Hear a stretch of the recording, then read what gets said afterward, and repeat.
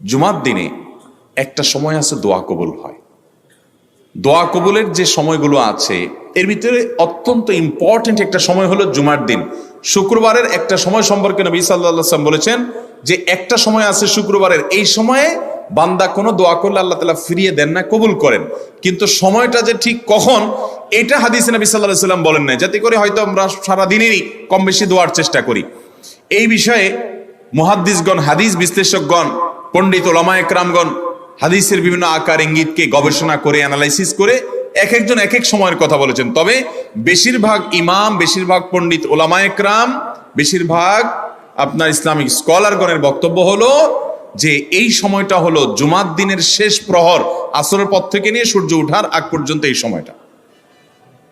অতএব আমরা জুমার দিনের 5 নম্বর আমল হলো বেশি বেশি করে সারাদিনই কম বেশি দোয়া করব। দোয়ার জন্য সবসময় হাত তোলাও জরুরি না, যদিও সাধারণ অবস্থায় দোয়ার জন্য হাত তোলা আদব, কিন্তু আপনি চলতে ফিরতে, উঠতে বসতে, কাজের ফাঁকে আপনি আল্লাহর কাছে মনে মনে দোয়া নিবেদন করবেন। অনেক চাওয়া আমাদের কাছে, আমাদের আল্লাহর কাছে আছে। ভাইরা আমার, নবী রাসূলুল্লাহ সাল্লাল্লাহু আলাইহি ওয়াসাল্লাম বলেছেন কারো পায়ের জুতার ফিতাটা ছিঁড়ে গেছে হাঁটার সময়, এটার এমন কি লাগালে ঠিক হয়ে যাবে, কিন্তু একজন ইমানদার ওইটার জন্য সে আল্লাহর কাছে সাহায্য চাইবে। আল্লাহ, এটাও একটা বিপদ, একটা ছোট বিপদ থেকে অনেক কিছু ঘটে যায়, আপনি আমাকে উদ্ধার করেন। সে সবসময় আল্লাহর দিকে মনোনিবেশ করবে।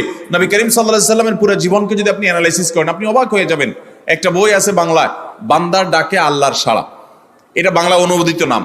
এই বইয়ের লেখক হলেন হিসনুল মুসলিমের যে রচয়িতা, উনি শেখ সাঈদ আল গাহতানী রহমতুল্লাহি আলাইহি। ওনার সোহবতে যাওয়ার, ওনার সান্নিধ্যে থাকার একাধিকবার খুব কাছাকাছি বসার সুযোগ আমার হয়েছে।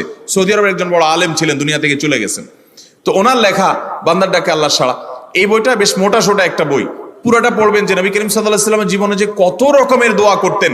আল্লাহ আজকার নামে একটা বই আছে ইমাম নববীর, এটাও বাংলা হয়ে গেছে অনুবাদ, আপনি পড়লে অবাক হয়ে যাবেন। ডক্টর খন্দকার আব্দুল্লাহ জাহাঙ্গীর রাহিমাহুল্লাহ রাহে বেলায়েত একটা বই আছে দোয়া এবং জিকিরের, আপনি অবাক হবেন যে কি পরিমাণ দোয়া এবং জিকির নবী সাল্লাল্লাহু আলাইহি ওয়াসাল্লাম জীবনে পড়তেন।